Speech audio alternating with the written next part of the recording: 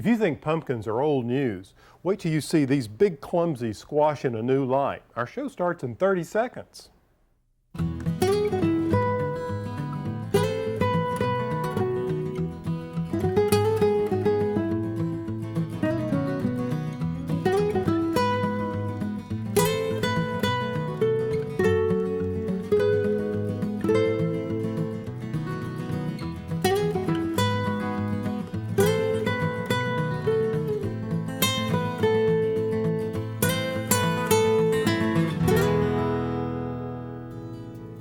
Hi, I'm Alan Smith. Welcome to the show.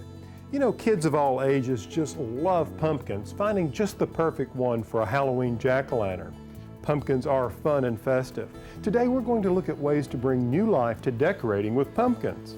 It all starts with a pumpkin patch, where we'll get tips on picking the perfect pumpkins, and I'll show you how to put a festive spin on your dinner table with these seasonal favorites, as an arrangement and as a pie. We'll also discover a unique approach to accenting the entry to your home with pumpkins. My nephew came in from school the other day and said, "How do you repair a broken jack-o'-lantern?" Give up? I did. He said, "Well, with a pumpkin patch." Well, as you can see, we're going to get creative with pumpkins and have some fun with them. That's all coming up right after the break.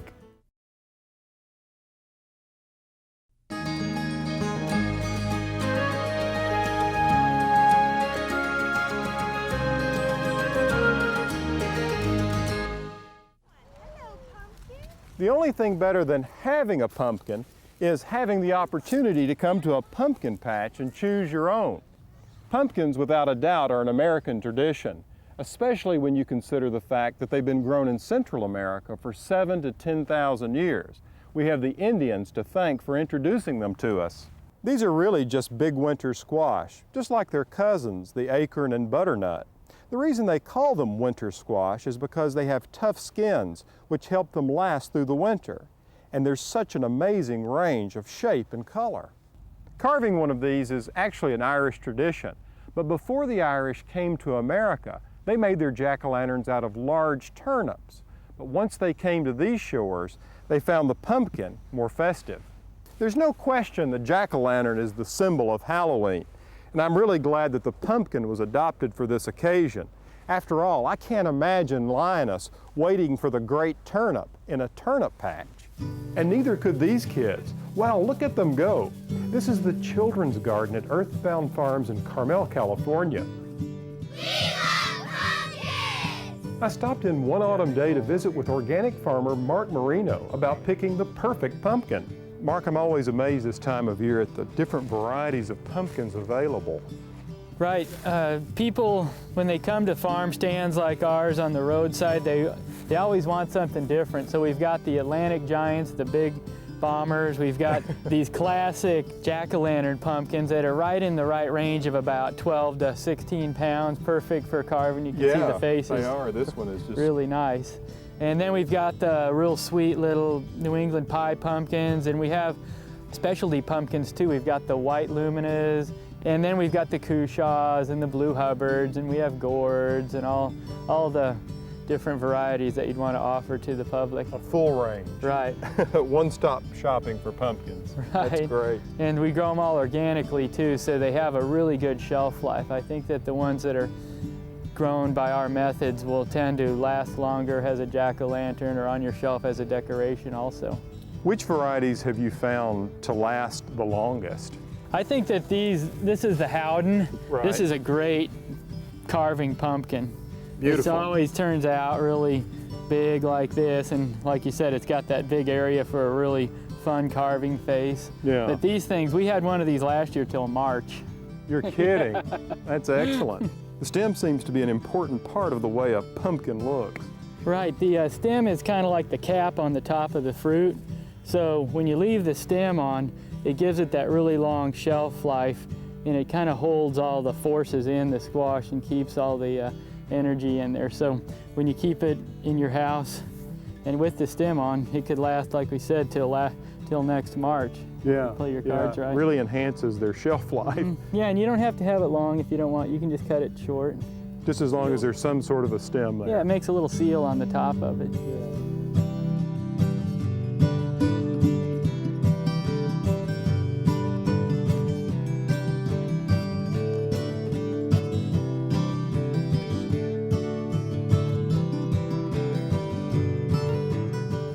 Up next, we're shedding light on some unique pumpkin projects, so don't go away.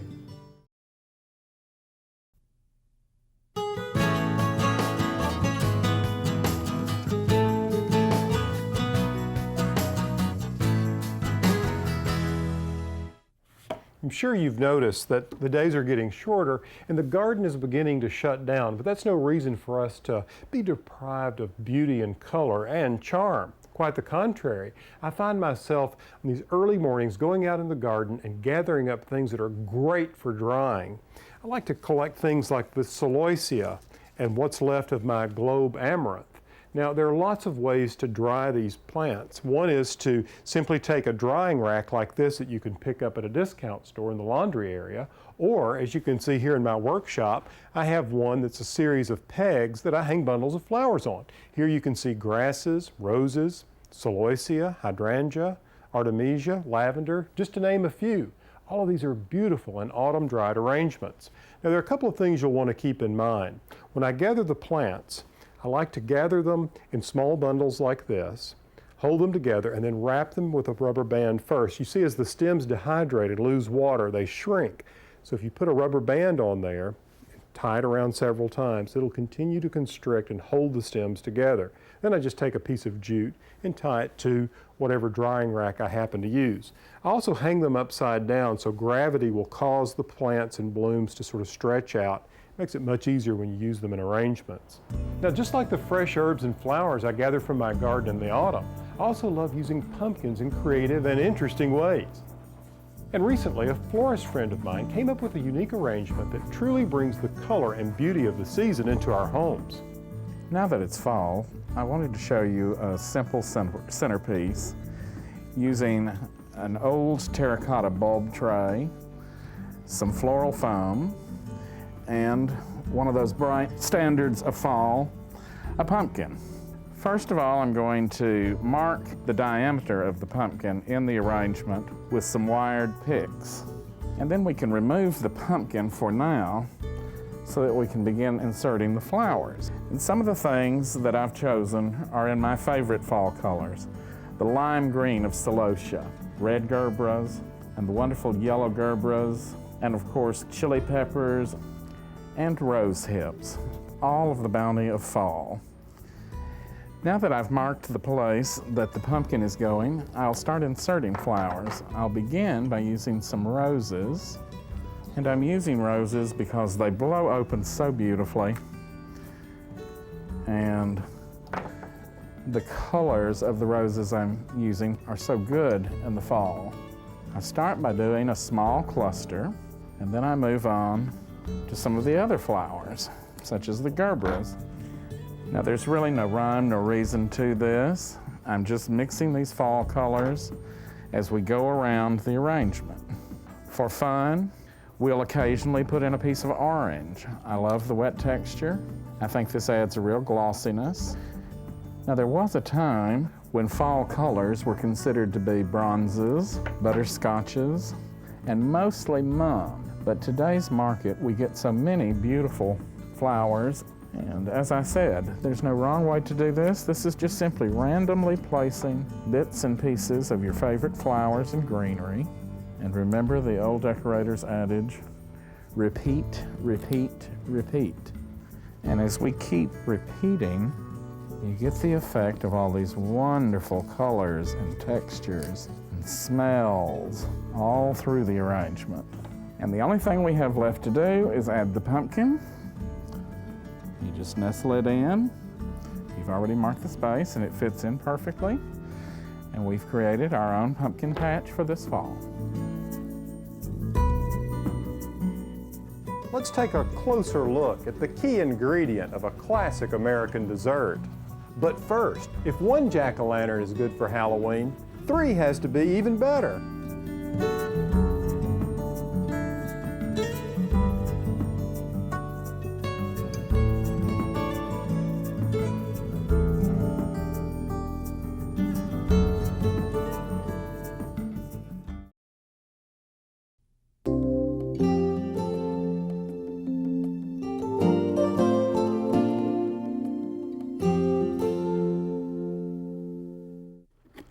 Did Did you know pumpkins come in a wide range of shapes, sizes, and colors? Hi, I'm Alan Smith. Welcome back. Well, it's that time of year again where we carve up Old Jack to set out on the front porch to spook the ghosts and goblins. You know, for years I've put big orange pumpkins and colorful winter squash on my front porch. Sometimes I've accented them with mums, but it's always a great way to celebrate the spirit of the season. But this year I've decided to do something different, a little more unique. What I'm going to do is accent the front entry to my home with a stack of illuminated pumpkins. The first thing I wanted to do was to elevate the entire composition, so I used an urn from the garden. It's cast iron and black, perfect for Halloween. Then I've gathered all kinds of foliage, seed pods, and grasses and filled in all around the base of the pumpkins. Then I found 3 pumpkins that would stack one on top of the other, a large, a medium, and I'm working on the small one. And what I did is carved out of the center one and the one I'm working on a hole so I could reach all the way through and into the bottom. And you see in the bottom pumpkin, I have a battery-operated light which allows this entire stacked pumpkin composition to glow. Now I know you're probably wondering about all of these holes in the pumpkins, but we'll get to that in just a moment. First, let's take a look at the last stage of the project. Now this is the top pumpkin, the smallest one, and I've cut off the bottom, and now I just have to open up the bottom of it so the light can come through.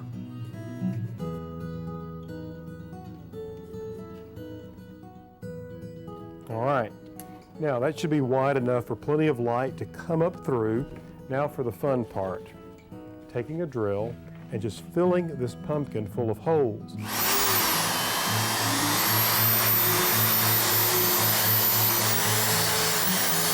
All right, now it's time to change drill bits. I'm going to go from the small 1/4 inch to a larger 1/2 inch.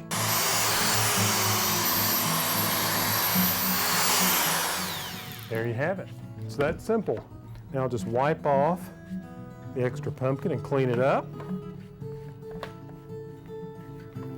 Like this, and I save the top because it'll need a cap. Fits beautifully. Okay, the next step is to see if this fits on the 2 pumpkins. And the best way to stabilize it is to just take some floral picks like this, or big toothpicks, and place the pumpkin here, and then just pin one into the other, like that. This works really well.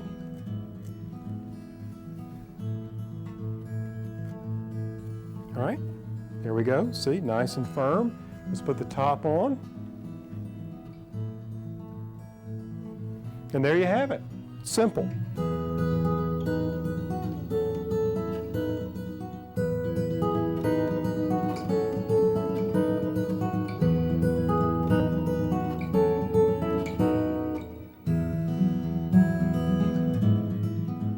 I want to share a couple of quick tips with you that'll make your decorating with pumpkins a lot more fun and make the pumpkins last longer.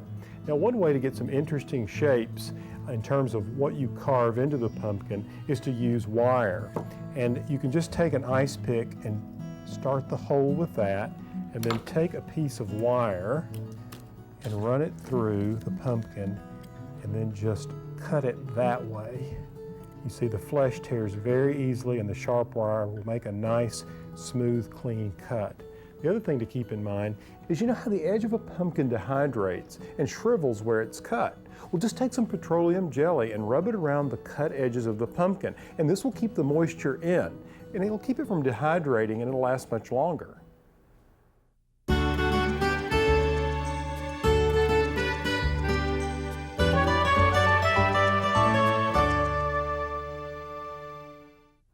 Now, I've had some questions come through about compost and pumpkins, so I thought I'd take a minute and just discuss what you can do with pumpkins once the season has passed. You know, pumpkins do make good soil conditioners, so I usually cut up my jack-o'-lanterns and toss them into the compost heap. But I can do this without fear of baby pumpkin plants sprouting up everywhere next year, because I make sure there are no seeds left inside. Besides, those seeds are great when they're toasted. And I've got a great recipe for this on my website. Check it out. But back to compost. It's amazing that Americans generate about 210 million tons of waste each year. That's solid waste. Most of this trash goes straight into the landfill. Fortunately, more and more of us are realizing that much of what we throw out can be recycled, like they're doing at this facility. So it shouldn't be any surprise that composting is a great way to cut down on the waste leaving our homes and going out into the landfill. With composting, organic materials are broken down by microorganisms. If this sounds complicated, it really isn't. It's just a matter of layering green and brown materials. For instance, green grass or brown leaves combine to make the perfect environment for microorganisms to break down that organic matter into garden gold, compost. Only in this situation, rather than green grass, you're going to use pumpkins. They serve as the green materials. Of course, the fall wouldn't be the same without the taste and fragrance of fresh-baked pumpkin pie. Some cooking tips and history coming up next.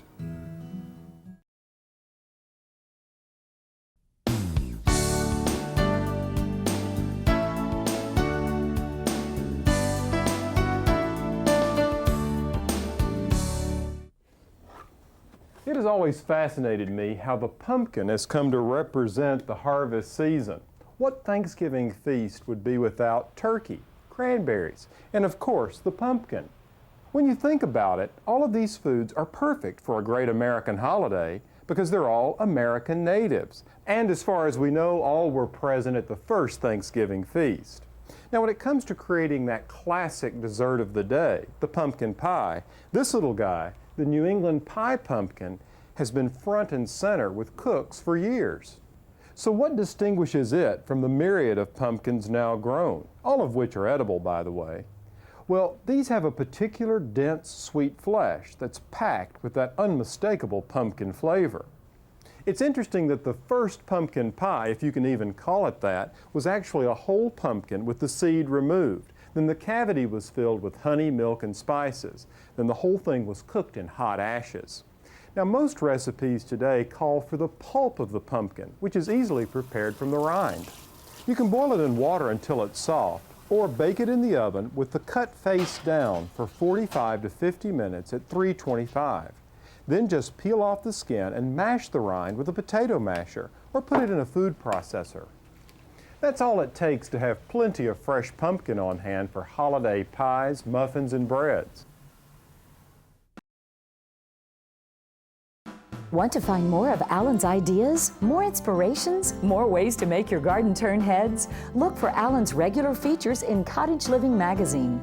Cottage Living magazine is where you'll find comfort, simplicity, and style for your garden and home. And in every issue, you'll find Alan getting down to earth and providing easy solutions for a more beautiful garden. For a trial issue of Cottage Living magazine, call 800-297-1630 or log on to cottageliving.com. Well, that's all the time we have for today's show. I hope you've enjoyed it as much as I have. We've covered a lot of ground over one of my favorite topics, pumpkins. Until next time, happy Halloween. From the garden, I'm Alan Smith.